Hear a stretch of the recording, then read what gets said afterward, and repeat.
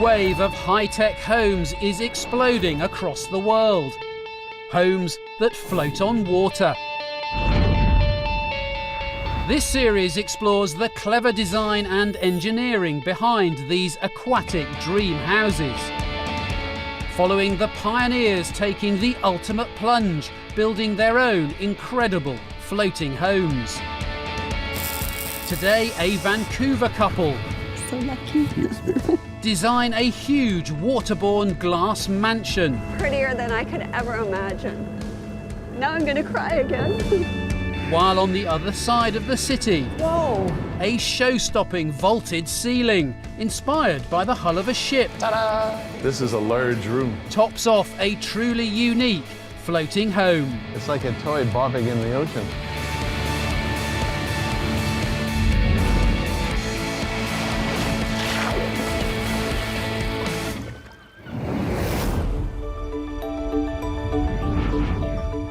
Now, we all know that location is key when choosing where to live, and there's something incredibly alluring about being close to water.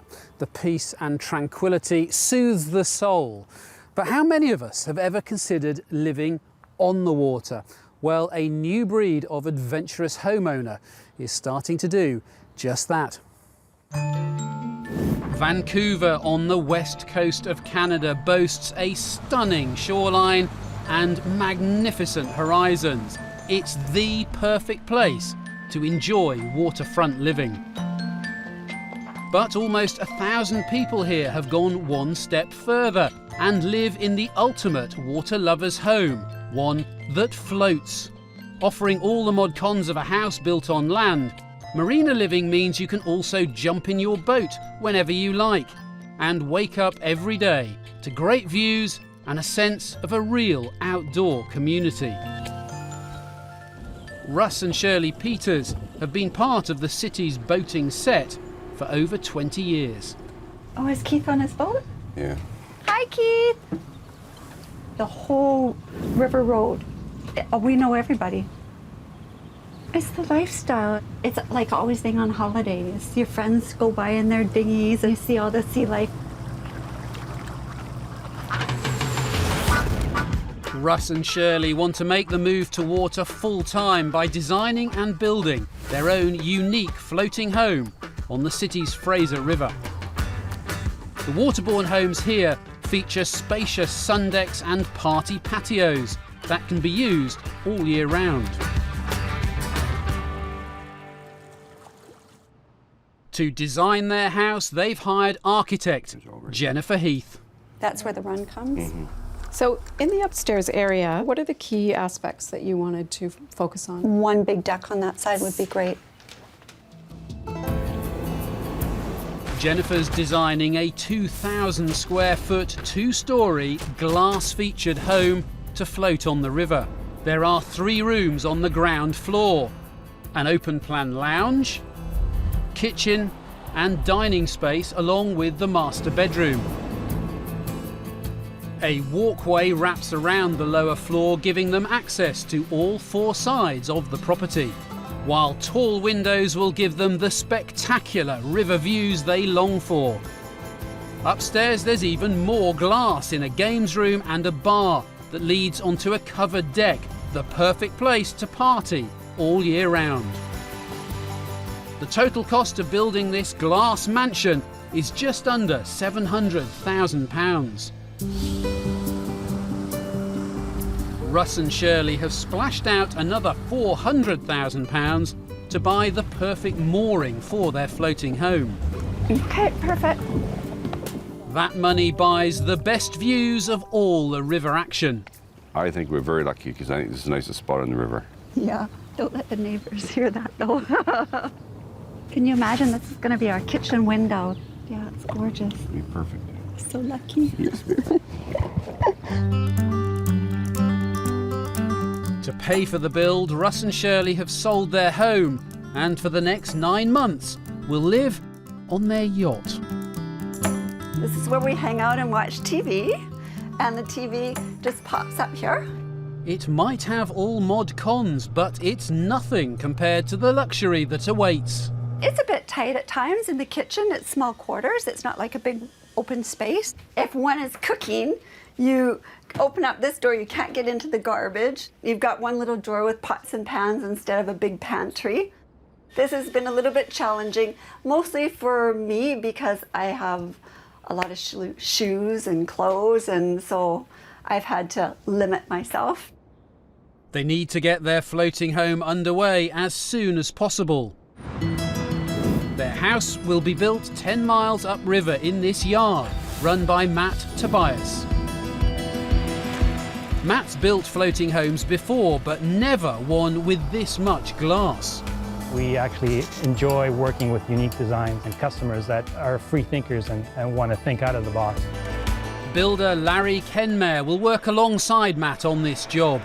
Hey guys, I've built well over 100 homes. So yeah, we're all pretty excited. Really wanted to get going. Russ and Shirley want the house completed to move into before the winter in 6 months' time. First task, build the floating foundation for the house. It's the big day of the pour, so we're basically waiting for the concrete trucks to arrive, and we've got everything set up. To create the home's floating foundations, the team assemble a level base made from blocks of polystyrene foam. These are light and float on water. They cut trenches into the blocks for the water pipes and utilities. They fill any gaps with expandable foam and wrap steel bars over the top to bolster its strength. Finally, they encase the whole base in waterproof concrete to form an unsinkable platform. The floats are basically unsinkable because think of it like a cork. The foam makes it float, and this concrete shell around it gives it structural strength. It takes more than 114 tons of concrete to seal the whole base. Once we pour the concrete shell and it's all finished, then we can start building a house. They build the house while the 1,700 square foot float is on land. Then they'll launch the whole thing into the water like an ocean liner, all 200 tons of it.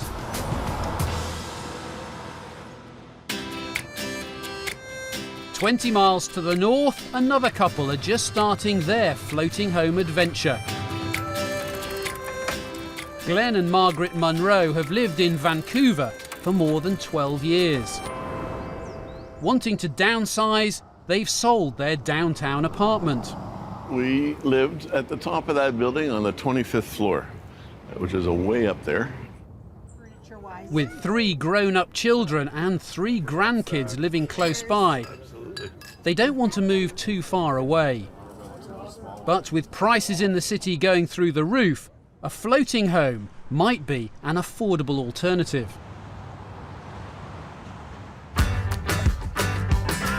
They want to begin their waterborne life here at Creek Marina, a unique development on Vancouver's North Shore.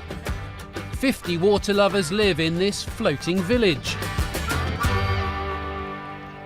All right, so welcome our flight to downtown Vancouver. Today, Glenn and Margaret are heading out to Creek Marina to choose a mooring for their floating home. Oh, I can see the houses I'll be darned. along the shore. Looks like a great little community. Can't wait to get there. They want a nautical look to their house, a theme designer Damien Farrell specialises in. With the design, there's actually a much larger area, which basically gives a cathedral effect in that area. Great. I like the curved roof. You know, these round windows are spectacular. The team have designed a 2-storey floating home for Glenn and Margaret with maritime features. It's topped with a tall curved roof. An arched front door leads into the ground floor with a guest bedroom and ensuite bathroom. Along the hallway, a laundry room and an office. Next door is the master bedroom with ensuite bathroom and windows looking out onto the water. Upstairs is an open-plan living space with porthole windows. kitchen and dining area at one end, and a living room with sliding doors giving breezy sea views. A high arched ceiling inspired by the hull of a ship gives the home the sense of space the Munros are looking for, while an outdoor deck offers ample room for family get-togethers. The cost of the build, £418,000. Sold on this slip with a North Shore view of the mountains to die for, they put down a £4,500 deposit. This will be our view. The mountains, and you can see downtown Right from through here. there. Yeah. Something I've always wanted was a view where the sun actually sets right out in front. Well, you'll have it. Unlike the team to the south, this build will happen on the water once the float has been poured. First step, weld 7 tons of steel and pour 40 tons of concrete to form the walls of their floating foundation. Next, pack 125 polystyrene blocks tight inside. Glenn and Margaret's float is the size of a badminton court, so workers built it in 2 halves to make it easier to transport. They lower each section into the water, then bolt them together. Next, they can start building the house on top.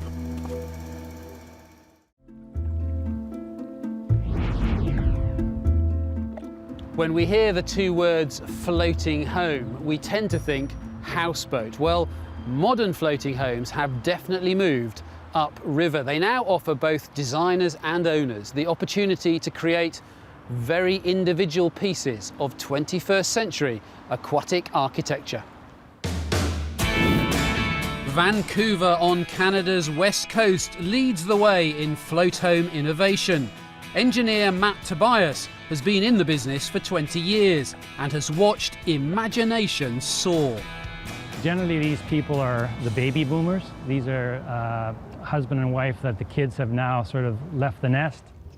Living on the water is becoming higher end kind of living. So you're getting people with more money, and what that brings is people want to try new designs and more funky designs. So anything's possible. We don't say no to anything. Matt and his team are now 3 months into building Russ and Shirley Peters' 180-ton floating home, with its unique party deck and glass-walled walkways. It's probably one of the most beautiful houses that we've had on the lot here. It's also going to be one of the largest homes that we've built here in our lot. Due to its size and to give better access, they've built the home's wooden frame on top of the massive platform, while it's still on land. Teams have been working on the exterior walls. Inside, they've divided up the floor space into what will become the kitchen, bedrooms, bathrooms and living space, all of it bigger than most homes built on land. Upstairs is now being prepped for the electrical wiring to go in. Downstairs they're pouring the concrete floor. It'll cover 2,000 feet of hot water pipes. The concrete stores the heat from the pipes, turning the entire floor into the main heat source during the winter months. Once built, their house will join this community of floating homes. The walls of the floating homes here are built right to the edge of their floating foundation to maximise space inside. But the walls of Russ and Shirley's home are being set 3 feet inside the edge of their foundations. This creates a practical walkway and full access to the perimeter of the house. The Peters home is really quite unique in the sense that it was a large platform. It's 34 by 52. Generally, the platforms, the floating foundations that we build are more like 25 by 30, 30 by 30. So with the Peters, they have lots of space to work with. With the frame up and walkway complete, Russ and Shirley check out the space. I'm so glad we did the walkway so you can walk all the way around, clean the windows. You sacrifice some footprint, but it's well worth it. This is Everything that we've always wanted. Upstairs, their party pad is also taking shape. Oh, this looks good. Yeah, the floor actually just got poured yesterday afternoon. Yeah, so this whole room is just for a ping pong table. And then you'll have a seat here and a little bit of a bar here. Shirley needs to make sure her choice of windows will maximize the views. Building your own home can be very scary. There's lots of decisions that have to be made very quickly. So you're always worried that you're making the right choices. To make sure she fits the right windows, Shirley's meeting architect Jennifer Heath at a house she designed 2 years ago. There's nothing like the real thing to get somebody excited about some of the ideas. Oh, look at the window! Do you think we could have this? I want this because there's no panels, there's nothing breaking it up, it's just wide open. I think I might have to consider that carefully and see what design implications it has. For her river-facing kitchen window, Shirley wants to turn what was going to be 3 of the 4 casement windows into one big fixed one to maximise the view. Fitting this massive glass pane into place will be a tricky challenge for builder Larry.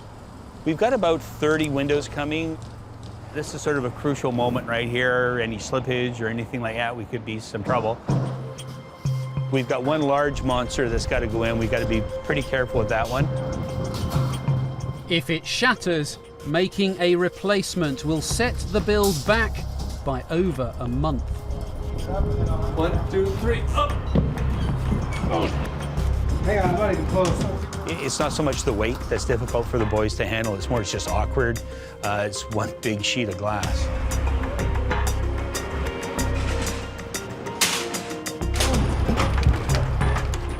I think once the windows are there, everybody's going to get a real sense of how great this place is going to look.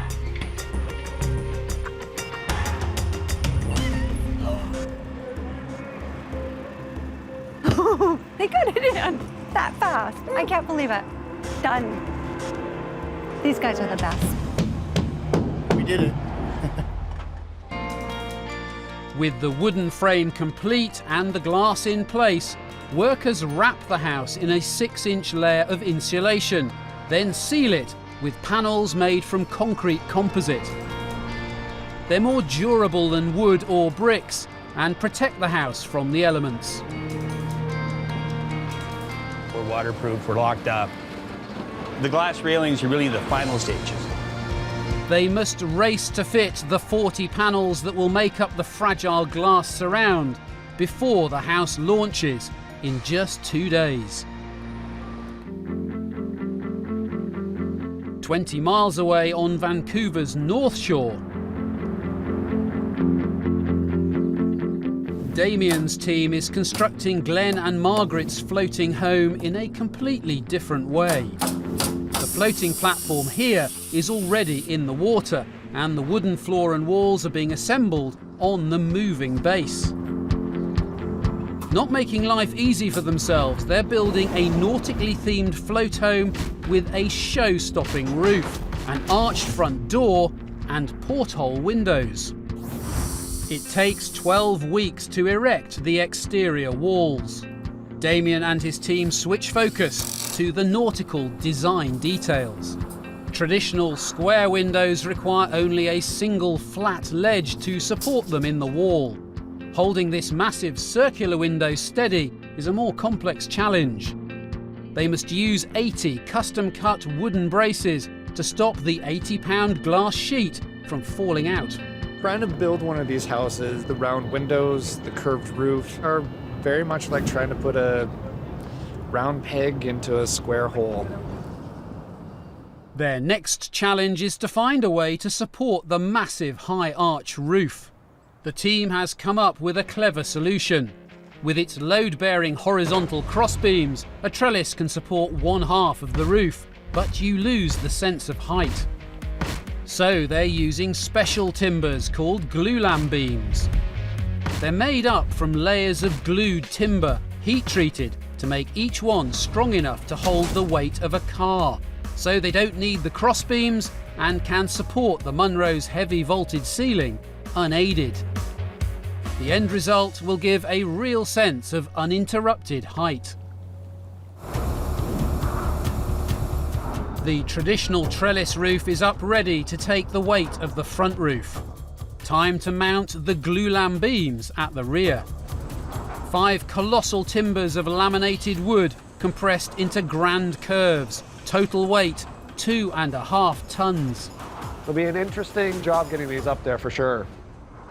They must precision fit each timber, not easy when the base of the house is moving around on the water. Lead carpenter Blake is in charge. I worry they might take down the house if they fall. The waves move the house up and down, side to side, so it can make it a little tricky. Each beam is 26 feet long. Okay. You get control of that, Tosh?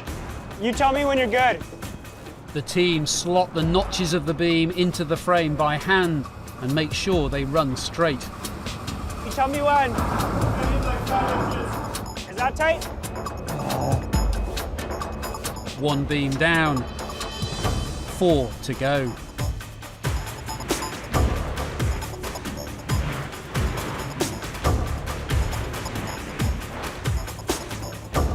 Finally, the roof beams are in place. 5 days later, the roof itself is on, so Damien invites Glenn and Margaret to get their first look. Whoa! Ta-da! I love that ceiling. This is a large room. It makes a big difference, doesn't it? Don't you love that big space there for the glass doors? Oh yeah. The roof is a hit, one problem solved. But as they look around, Glenn and Margaret fear they won't have enough storage space. You know, place a high value on empty spaces that we can turn into a storage space. To solve this problem, Damien plans to remove the ground floor gas furnace from the original design. This frees up more space for an extra cupboard. He'll install an alternative slimline heating system that'll be housed in a space-busting cantilever on the outside wall of the house. It's giving them more storage space. It's technically a more efficient unit than what the furnace is. It's kind of a win-win scenario. With the interior layout finalised, the team can now finish the walls.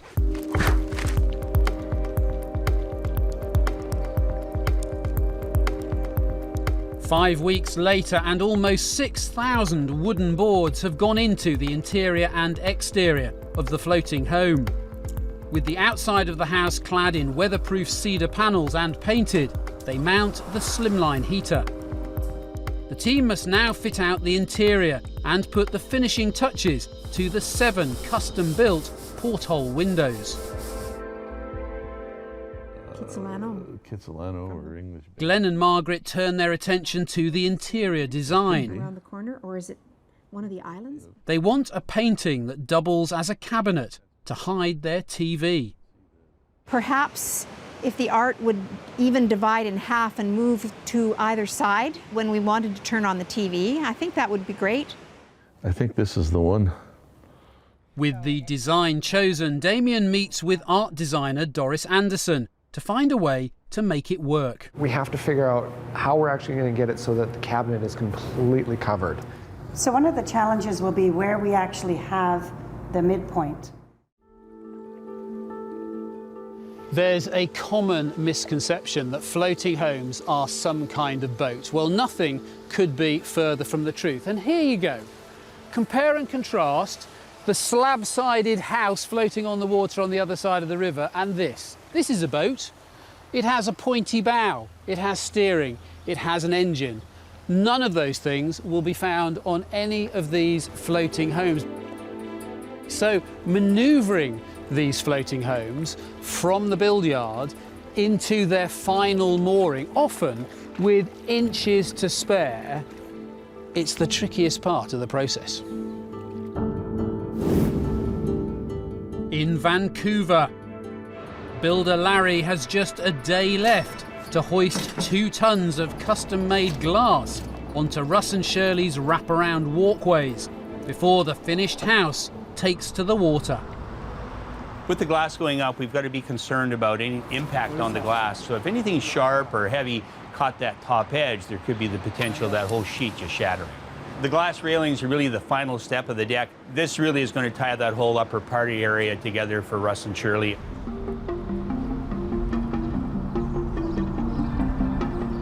With the feature railing complete, Russ and Shirley's 185-ton float home is now ready to be launched into the water and towed to its mooring downriver.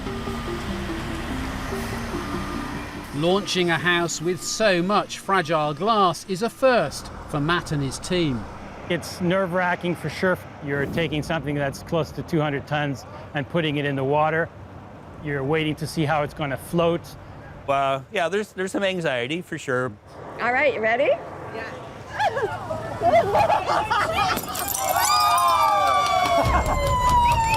This is the moment, it's gonna happen. The house sits on 4 sets of special wheels.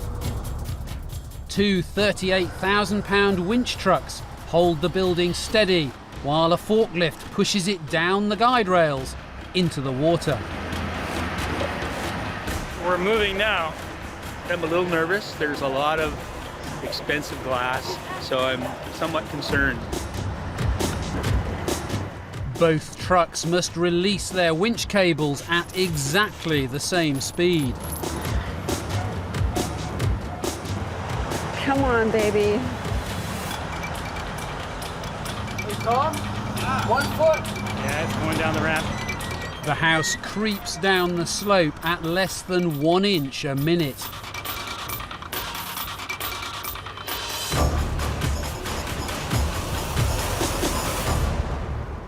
We're in the water now. It's touched home now. It's the moment of truth. We're all looking at the water line right now to see when that front part starts to float. It's getting close to floating.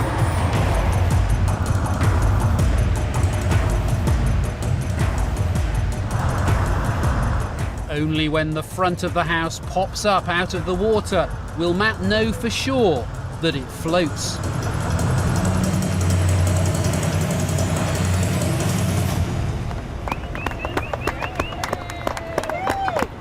That's a pretty smooth launch. That's the moment we all wait for, that right there. It's a long time. Come here.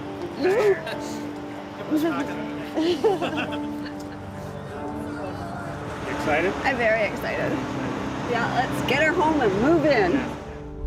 Now they must dodge the waves and boat traffic to tow the house 10 miles downriver to Ladner. We want to make sure that the house is secure and watertight for the tow because there may be a wave that comes through. So we shrink wrap the house. The polythene sheets stop water washing up onto the lower walkway and seeping through the walls.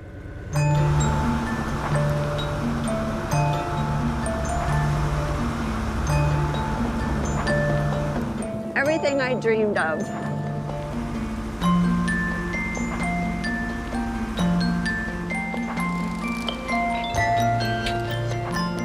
It takes 3 hours to tow the house to Russ and Shirley's slip.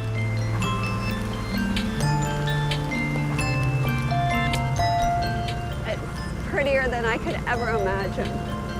Now I'm gonna cry again. Now for the trickiest job of all, turning this unwieldy load around to back it into its mooring. Whoa. I think we only have like 6 inches on both sides. It's pretty tight. Here it comes. This is almost as bad as the launch. The 10,000-pound glass railings are on a collision course with these posts. Glass. Watch the glass. Oh, watch it, it's twisting. We're twisting. Can they get it into place without destroying its key feature? 20 miles across town on the North Shore, a very different build is nearing completion. This one was constructed on the water. Wow, look at that. It means it doesn't undergo the stresses of a launch, but they still need to move it to its mooring. Project manager Damien is on site to oversee the operation. It's kind of a big deal. It's one of the biggest events that actually happens with the float home itself. 2 tugboats are on site ready to rope up the home and ease this 80-ton structure out onto open water. It's a very heavy, huge structure that was never designed to actually move. It's basically like moving a giant floating brick. They have to make a lot of precautions for sure. It's a rough 5-mile route. The house must cross one of the busiest harbours in Canada. Out on open water, it's exposed to unpredictable weather, strong currents, and shipping lanes packed with massive freight liners.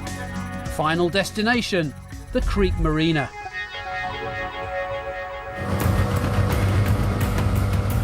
This house is so huge, it barely fits into its temporary mooring. As the first tugboat moves the home out of the slip, it's a tight squeeze. Hey, hey, hey! You're caught on the dock. They're pulling the dock with it. A tow rope is snagged on the dock. They must move fast before the jetty is pulled apart. Oh my goodness. The dock's just been destroyed.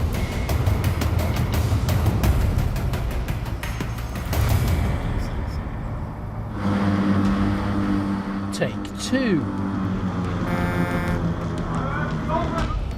They're on their way.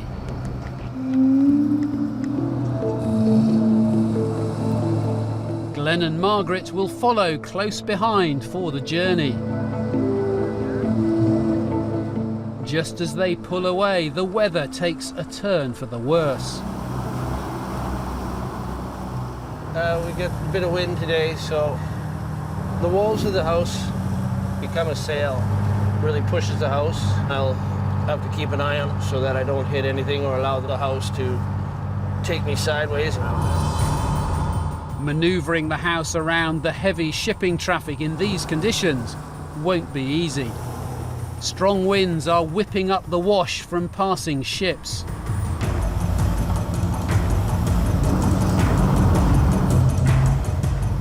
Wow. To find out whether this house is waterproof or not today.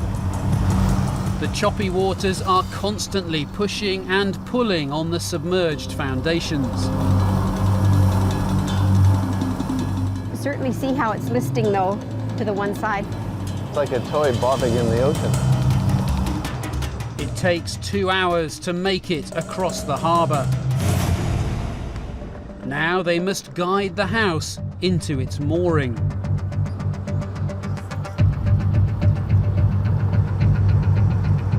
But the dock is jam-packed full of luxury yachts. Could have moved some of the boats. It's tight.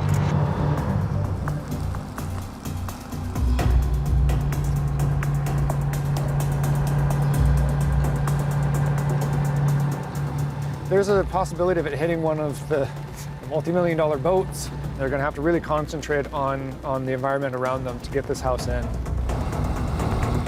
Skipper Mark moves forward with extreme caution.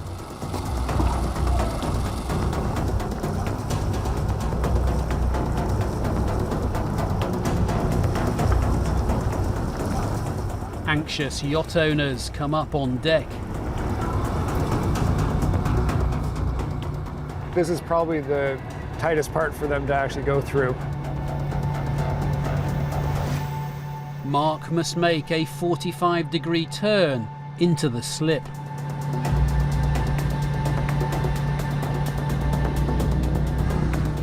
For the final move, there's no room for him to steer from the front. tugboat must nudge the house into place from the rear.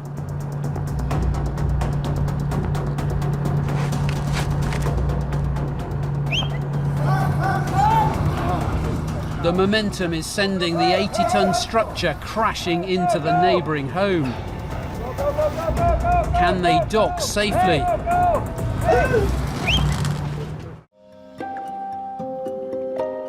It has to be one of the best kept property secrets. If you want a river outlook and you can't afford one of the houses on the bank, then simply lease yourself a residential mooring nearby. Now, I have to admit that manoeuvring a 200-ton floating home into position might be a tad awkward, but trust me on this one, the views are definitely worth it. In Vancouver on the Fraser River, Russ and Shirley are attempting to manoeuvre their floating house into its mooring. Watch the glass. Without smashing the £10,000 balconies. Oh, watch it, it's twisting. We're twisting.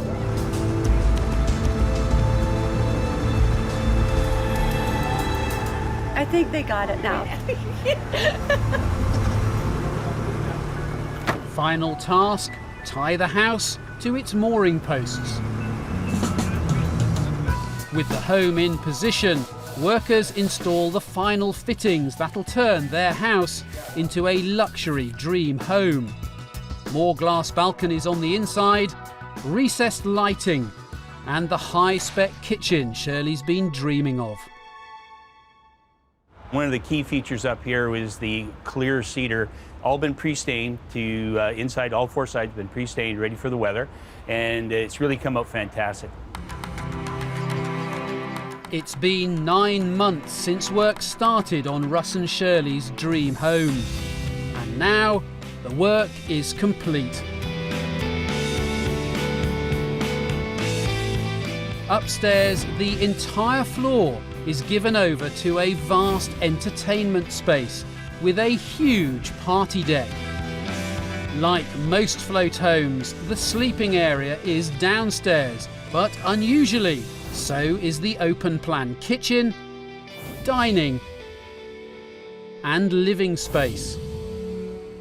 Each room has incredible river vistas thanks to the amazing huge windows.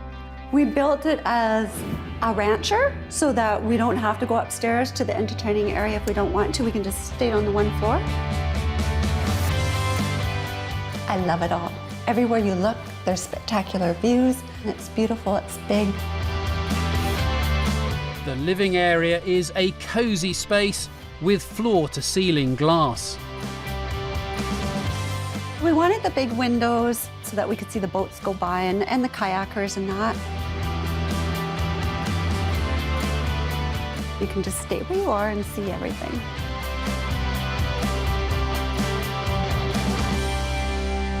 The high-end kitchen sits right at the heart of the house. And the picture window added at the last minute is doing a perfect job. We're so happy with the big window. We have nothing blocking us when we're cooking or cleaning or prepping. You just watch the eagles, the birds, the boats go by, and everybody's waving to us, and it's pretty nice. It was the right decision. Tucked away at the back, the master ensuite bedroom. I love this room because you've got your bedroom, bathroom, walk-in closet. We've got the door, we can just walk straight out, go down to the boat. I mean, it's perfect. The unusual wraparound walkway is ideal for float home living. It's not like you're on a land house where you can get out and put a ladder and clean your windows. We could walk all the way around the house. That's important to us so that we can get to our boat. All my boats are here, so I can work on them, keep an eye on them. Upstairs, the sun-drenched entertaining space, complete with a snug den. This is where we're going to hang out, watching a game. Our friends love to play ping pong. Next door is a sumptuous entertaining area. We're so excited about the bar. Russ designed it so that he can open the window and serve drinks, inside or out. Can hardly wait to have a party. It's been 9 months since Russ and Shirley took the plunge to build a waterborne home. Now they have a fun, spacious yet cosy retreat, perfect for their sociable lifestyle. Everything we wanted all came together. It's great. This is where we're going to spend all our summertime. Who needs to go on holidays?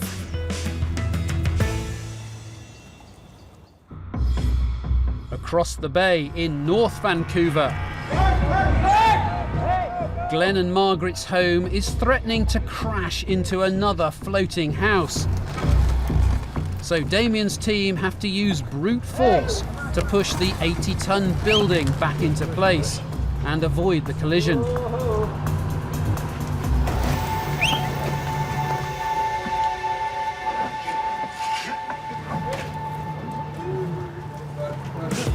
Finally, they haul the house back on track and into its new home. Talk about threading a needle, hey? Yep. Very big needle. Hey. What a team effort. Amazing.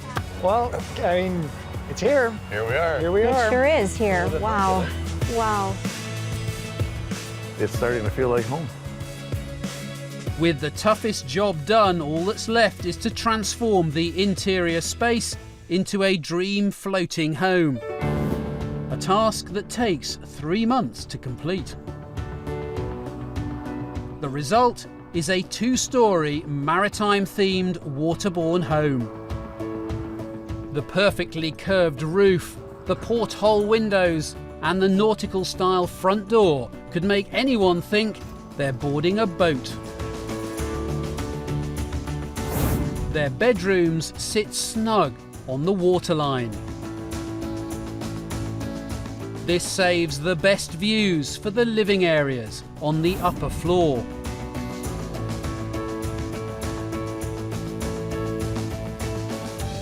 Inside Glenn and Margaret's floating home, the upstairs is divided into 3 distinct but connected zones: living space,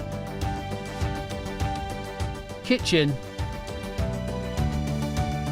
and dining area. The crowning glory is the high arch beam ceiling, inspired by the hull of a ship. The custom-built kitchen features medium-toned woods and a light countertop island with an integrated stainless steel sink. In the living area, designer Damien has left no detail untouched when it comes to enhancing the maritime theme. Pride of place is their specially commissioned piece of artwork, matching their views. Oh, you see the mountains, you see the church, you see the boats. And cleverly, it hides the TV entertainment system. I'm so impressed with the way Damien was able to put together both textures and colors that really fit in with being on the seashore and close to the water like this. Everything fits, everything looks like it really belongs here. The porthole windows flood the rooms with light. Get the light pouring in here with the sun out. Lots of space, lots of light. The maritime theme continues throughout as porthole windows line the stairs down to the ground floor sleeping areas. There's this curved and round theme going through the place that I keep noticing more and more things actually that tie into the theme. But the design feature that will always make Glenn and Margaret feel that they're at sea is the home's deck. We have the skyline of Vancouver, and in front of us we have the Marina and all its boats. We have the mountains there. We'll be spending, I'm sure, many hours in the summertime enjoying this view. That'll just be absolutely gorgeous. Vancouver is one of the most beautiful places in the world, and I think we live in one of the most beautiful places in Vancouver. Couldn't ask for anything more. A year after deciding to build a floating house from scratch, Glenn and Margaret have a dream aquatic living space they can call home.